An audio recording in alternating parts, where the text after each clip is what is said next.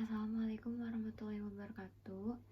Di sini saya akan mempresentasikan hasil artikel saya yang berjudul Pengembangan Media Pembelajaran Smartbox dengan model Discovery Learning pada materi perubahan wujud benda untuk meningkatkan kemampuan pemahaman konsep. Baik, sebelum saya memaparkan materi mengenai artikel saya, izinkan saya untuk memperkenalkan diri dulu. Perkenalkan, nama saya Citra Melani dengan NIM 220600141 dari Prodi Pendidikan Guru Sekolah Dasar. Yang terhormat kepada dosen pembimbing 1, Ibu Dr. Ani Giuliani, MPD. Yang terhormat kepada dosen pembimbing 2 saya, yaitu Bapak Dr. Depadli Pratama, MPD. Langsung saja, yang pertama yaitu mengenai latar belakang. Pembelajaran ilmu pengetahuan alam atau yang sering disebut IPA di sekolah dasar masih menghadapi banyak sekali tantangan akibat proses pembelajaran yang masih berpusat pada guru, sehingga rendahnya keterlibatan siswa dalam pemahaman konsep. Nah, yang dimaksud dengan hal tersebut yaitu dengan kita belajar IPA tentunya harus kreatif, menarik, agar siswa juga tidak mudah bosan dan tidak hanya menghafal materi saja, namun siswa mendapatkan atau lebih mudah memahami materi apa yang kita sampaikan kepada siswa. Lalu, kurangnya penerapan media pembelajaran inovatif yang menarik, interaktif, dan sesuai dengan karakteristik siswa sekolah dasar. Sesuai dengan apa yang sudah tadi saya jelaskan, sangat penting ya di sekolah dasar, terutama untuk mengajarkan IPA pada materi perubahan wujud benda itu harus menggunakan media yang inovatif, yang menarik, agar siswa juga tidak mudah bosan dan mudah memahami materi. Nah, oleh karena itu diperlukan inovasi pembelajaran melalui penerapan model Discovery Learning yang dipadukan dengan media Smartbox. Yang selanjutnya yaitu tujuan penelitian. Yang pertama, saya akan mengembangkan media pembelajaran Smartbox berbasis Discovery Learning. Yang kedua, saya akan menguji tingkat kelayakan atau validitas media. Yang ketiga, menguji kepraktisan penggunaan media. Dan yang terakhir yaitu menganalisis keefektifan penggunaan media dalam meningkatkan kemampuan pemahaman konsep siswa. Nah, yang selanjutnya yaitu metode penelitian. Jenis penelitian yang saya gunakan yaitu Research and Development atau yang sering disebut dengan R&D. Lalu R&D itu seperti kita membuat media atau produk yang baru atau produk baru. Nah, produk atau media yang saya buat yaitu media pembelajaran Smartbox berbasis Discovery Learning pada materi perubahan wujud benda. Jadi, media Smartbox ini bukan hanya sebagai alat bantu visual saja, namun saya menggabungkan antara media Smartbox dengan Discovery Learning. Model pembelajaran yang saya ambil yaitu model EDI. Yang pertama itu analisis, yang kedua desain, yang ketiga development, yang keempat implementation, dan yang terakhir yaitu evaluation. Lalu instrumen penelitian yang saya buat yang pertama itu lembar validasi ahli. Nah, lembar validasi ahli itu ada dua, validasi ahli materi dan validasi ahli media. Yang kedua itu ada angket. Angket itu saya berikan kepada angkat respon siswa dan angket respon guru. Yang terakhir yaitu instrumen pretest dan posttest. Yang selanjutnya yaitu subjek dan lokasi penelitian saya. Subjek uji terbatas saya itu sebanyak 10 siswa kelas 3 sekolah dasar. Lalu subjek uji lapangan atau subjek uji secara luas saya itu menggunakan 42 siswa kelas 4 sekolah dasar. Nah, lokasi penelitiannya ada di Sekolah Dasar Negeri 2 Gunung Masigit. Nah, selanjutnya saya akan membahas mengenai hasil dan pembahasan.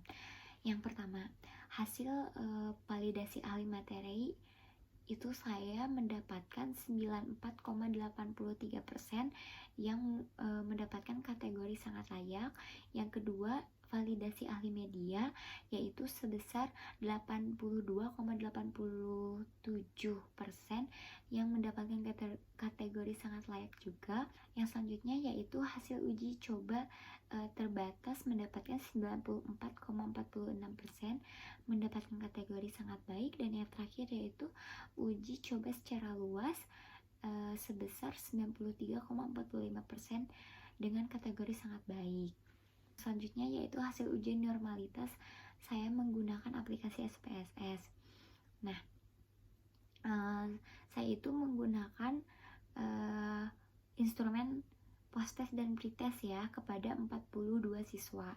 Jadi nilainya itu signifikan dari kedua variabel tersebut melebihi nilai yang standar, yaitu 0,05, 0,253 lebih besar dari 0,05 dan 0,304 lebih besar dari 0,05. Nah, jadi dapat disimpulkan ya bahwa hasil data dari pretest dan posttest ini berdistribusi normal. Yang selanjutnya yaitu hasil uji varied sample t-test. Nah, bisa dilihat pada tabel ini. Nah, jadi hasil uji varied sample t-test ini yang memperoleh nilainya sangat signifikan ya, sebesar 0,000 atau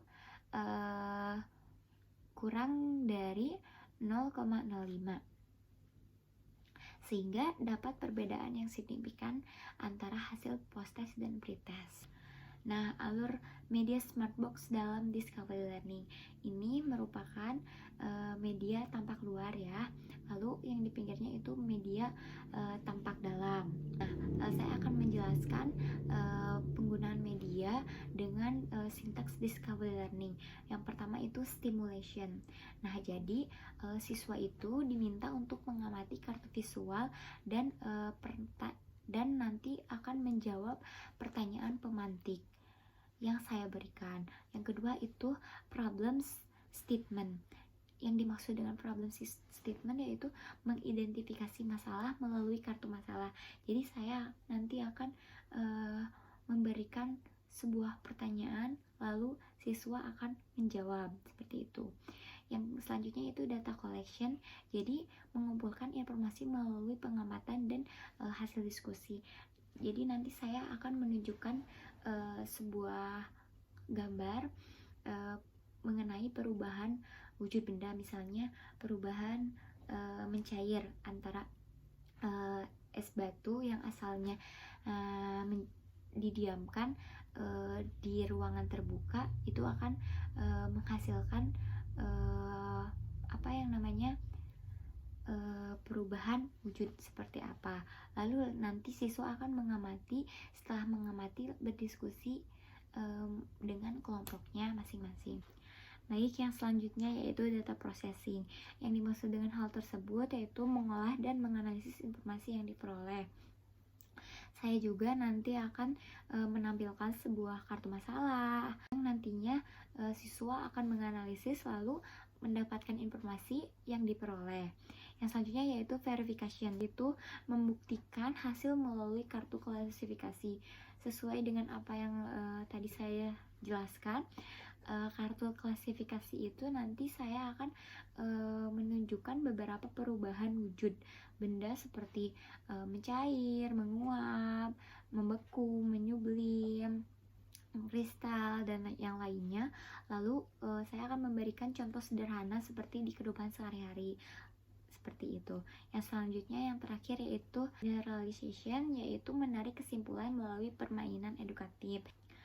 Baik, yang selanjutnya yaitu mengenai kesimpulan. Media Smartbox berhasil diwujudkan melalui alur model EDI yaitu analisis, design, development, implementation, dan evaluation. Yang kedua yaitu Smartbox terbukti sangat layak digunakan dalam pembelajaran IPA karena hasil dari kevalidan ini didukung oleh penelitian ahli materi sebesar 94,83% yang mendapatkan kategori sangat layak, dan ahli media sebesar 82,87% dan mendapatkan kategori sangat layak juga. Yang ketiga yaitu media ini dinilai menarik dan dapat membantu siswa mengikuti kegiatan pembelajaran dengan lebih mudah, serta membuat siswa lebih terlibat selama proses belajar. Yang terakhir yaitu penggunaan smartbox berbasis discovery learning terbukti efektif meningkatkan pemahaman konsep siswa pada materi perubahan wujud benda. Dengan demikian, media ini layak, praktis, dan efektif dijadikan alternatif media pembelajaran IPA di sekolah dasar. Nah, ini merupakan dokumentasi pada saat penelitian. Mohon maaf apabila ada kesalahan. Wabillahi taufiq wal hidayah. Wassalamualaikum warahmatullahi wabarakatuh.